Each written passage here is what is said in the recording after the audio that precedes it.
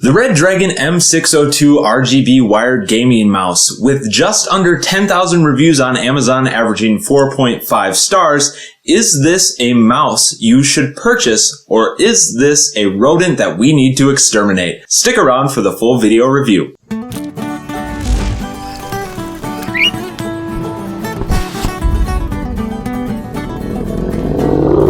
The Red Dragon M602 RGB gaming mouse is currently for sale on Amazon at $16.99. But with a $2 off coupon, you can cop this mouse for $14.99. For frame of reference of what I'm comparing this to, here is my M65 Pro RGB wired gaming mouse from Corsair, which I paid around $30 for 2 years ago. Currently on Amazon, this ranges from $37 to Best Buy prices, which are around $70. This features adjustable weights, programmable buttons, as well as RGB lights that we know and love. Back to the Red Dragon. We will unbox it from its fancy case. Who thought this would be the hard part?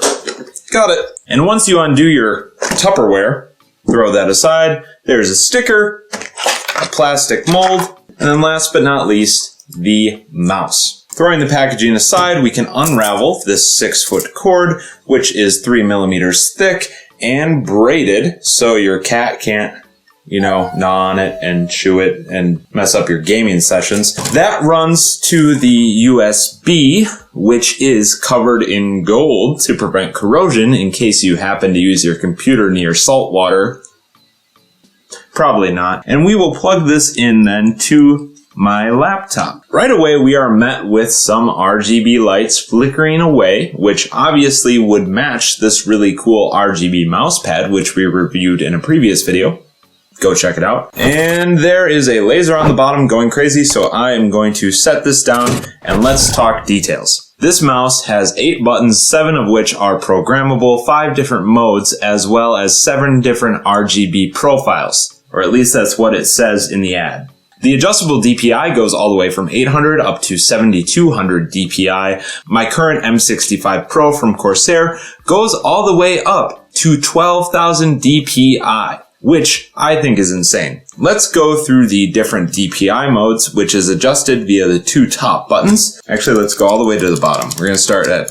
Ooh, it flickers when you do that. The up and down buttons must not have strict endpoints. It's just to cycle through. So right now, I'm pretty sure this is 800. If we go up, we're at 1200, 1600, 2400, and then a very steep drop to 7200 DPI, which... If you can see, I'm barely moving my mouse and I'm traveling all the way across the screen just by a flick of the wrist. For all you League of Legends folks or all you Warzone players, you might play at this level, but for an average guy like me, we can crank her back down to 2400. And that's where I like to sit. The initial feel of the mouse is, well, I'll say it's okay.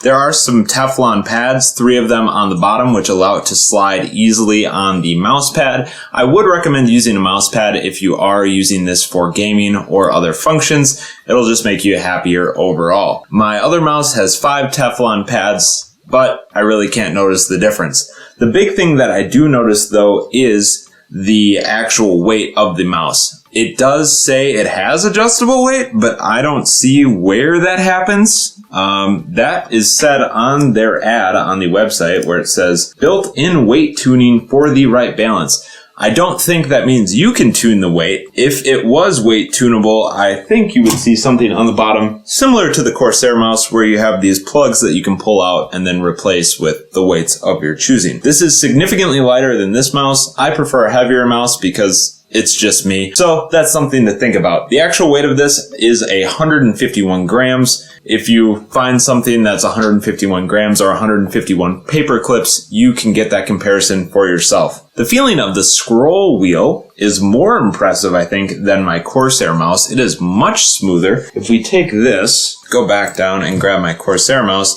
I actually like that this has a little bit more drag in it compared to the Corsair. From a click perspective, though, the Corsair takes the cake. When I'm clicking with this, there is a little bit more play, meaning that I have to click down farther for it to actually register, while the Corsair has shorter clicks. Additionally, the side buttons are not as smooth the presses just aren't as satisfying as the Corsair. The button that I'm missing out on from my regular mouse is the slow down DPI function, which is used for sniping. I always thought it would make me a better player at Team Fortress 2 back in the day, but it didn't, and that's why we're here filming YouTube videos. Other than that, there is the mode switch button on the bottom, which we can press and cycle through the different RGB modes. Green, rainbow. I like how the scroll wheel also turns colors with the RGB. That is something that does not happen with my Corsair mouse. The last thing I'd really like to mention about this mouse is the actual size. If you have ginormous hands, I would not recommend purchasing this mouse. I would say I have above average hand size, and my hand is almost a little too big for my liking, hence why I like the Corsair more than this mouse.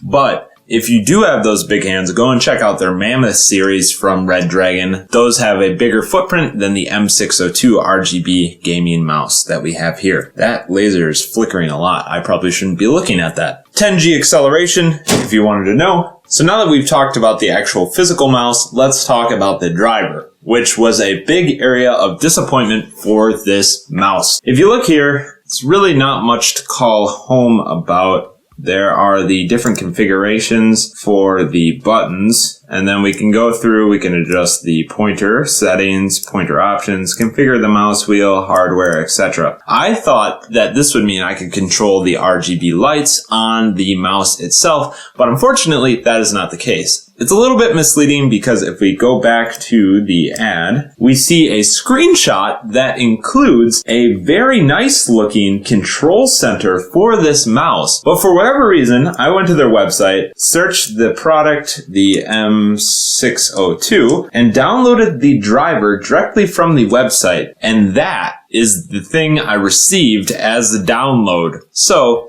just know that you might not have as much control over this mouse as you actually thought. Overall though, as a whole, for $14.99 with that coupon code, link in the description below, I would say that this is a decent option for an entry-level gaming mouse. As you can tell from the Amazon reviews, people clearly enjoy this product. While this mouse definitely has its kinks and quirks, just like almost every product we review, it may be a viable option for you. I'd encourage you to scroll through more of those Amazon reviews, get a feel for what people are using this mouse for, but for us at 3411 Heaven Media, I'd say at the price point, go, buy it, get into gaming, and then upgrade later on when you actually decide what you like in a mouse. People have a lot of preferences, myself included. Some people enjoy a scroll wheel with a lot of drag. Others like a lot of action on their click. You'll develop your own preferences as you begin to game more and more and more. The reality is we click around 5,000 times a day. This mouse is rated for 10 million clicks. This mouse is rated for 20 million clicks. If you don't like it, re-gift it to someone else. If you like this video, don't forget to drop a like on it and comment anything down below that we can improve on or that you would like us to review in a future video.